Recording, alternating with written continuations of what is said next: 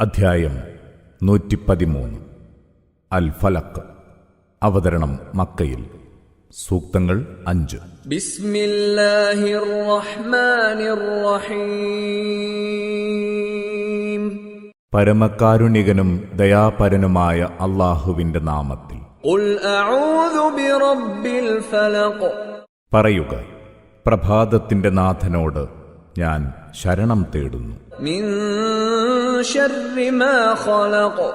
അവൻ സൃഷ്ടിച്ചവയുടെ ദ്രോഹത്തിൽ നിന്ന്. വമിൻ ശർരി ഗാസിഖിൻ ഇദാ വഖബ്. ഇരുൾ മൂടുമ്പോഴത്തെ രാവിന്റെ ദ്രോഹത്തിൽ നിന്ന്. വമിൻ ശർരി നഫ്ഫാഥാതി ഫിൽ ഉഖദ്. കെട്ടുകളിൽ ഊതുന്നവരുടെ ദ്രോഹത്തിൽ നിന്ന്. വമിൻ ശർരി ഹാസിദിൻ ഇദാ ഹസദ്. അസൂയ കാണിച്ചാലുള്ള ദ്രോഹത്തിൽ നിന്ന്.